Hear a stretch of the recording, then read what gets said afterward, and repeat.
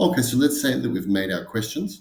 Now it's time to create the shell of the quiz. Not ready to add the questions to the quiz yet, but we're just going to make the shell and put all the settings in place that we want. So obviously, click add an activity resource with editing on, and we go to activities, and we do quiz. Where is it?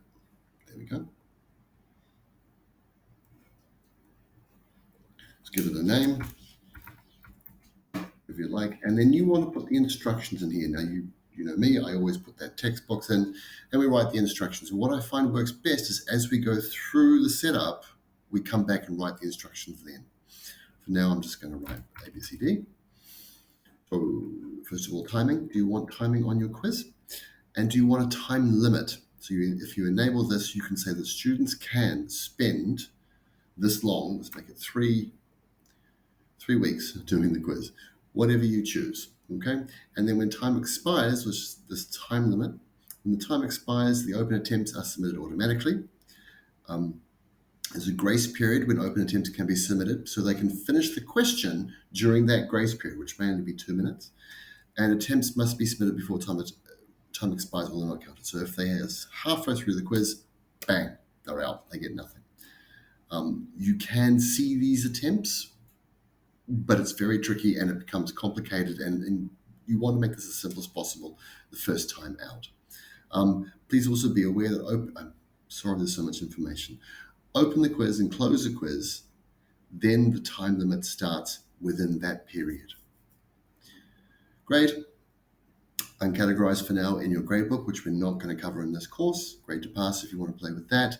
The number of attempts allowed, they can do it 1 time, they can do it 10 times, or unlimited. The grading method is the highest grade, therefore, if they do it 6 times, the highest grade will be taken. Layout, I prefer always to have every question on 1 page, then I can it's very easy to break them up later on. Navigation method should possibly be free always, so they can go backwards and forwards. If it's not backwards and forwards, sequential means they can do this one and then this one, and they can't go backwards. Question behavior, shuffle within questions. This fools a lot of people. My suggestion is you leave that at the default, and now deferred feedback is perhaps the most preferable option. Adaptive mode means that each time they do the quiz, their old answers are there. Deferred feedback means they get feedback after the quiz. Immediate feedback means they get feedback during the quiz. And interactive with multiple tries, you need to include the CBM. It all gets very complicated. The best 2, immediate feedback, which is what your quiz was, and deferred feedback, which means after the quiz. Okay? And then, yes, if you want them to do it twice or 3 times, old answers will be included. Review options. This gets complicated for people after the quiz is closed, immediately after the attempt. I've written all this down in the instructions. It gets very complicated. Basically, immediate feedback means that they will get it during the attempt. Immediately after the attempt means they finish, submit all, and 2 minutes later it's available. And this one is the same. However, if the quiz closes, they can't see it. And after the quiz is closed is after the quiz is closed. All that based on this. Open and close the quiz. Appearance.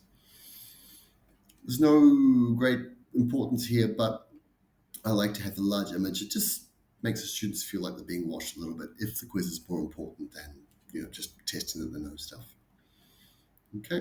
Safe exam browser, you need to have software to do this, and you need to have your IT team involved.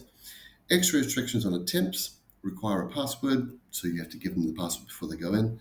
Or, for example, they must be at a certain IP address. So your classrooms in your school will all have an IP address.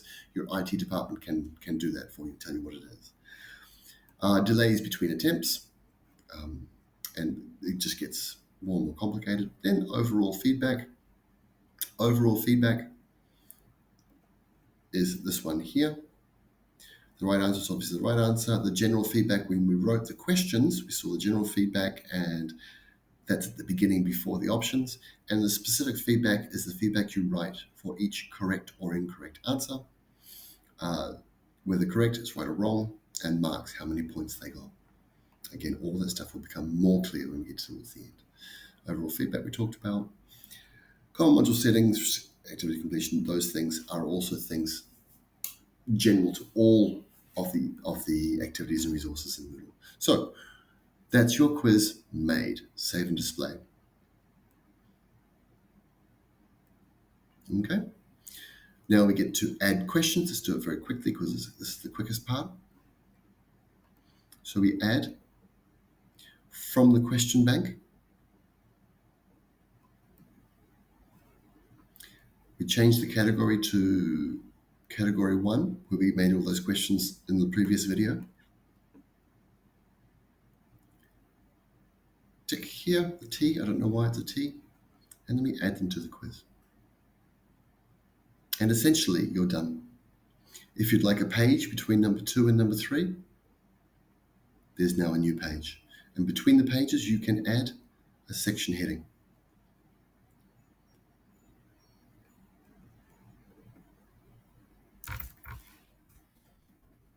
Okay, very important section heading.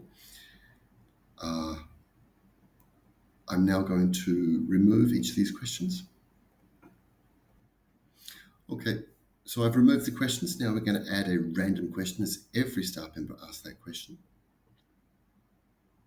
From category 6, we only have 6 questions, and therefore I'm going to ask for 2 questions because it should be about 3 times they say. Okay, and there we go, add random question.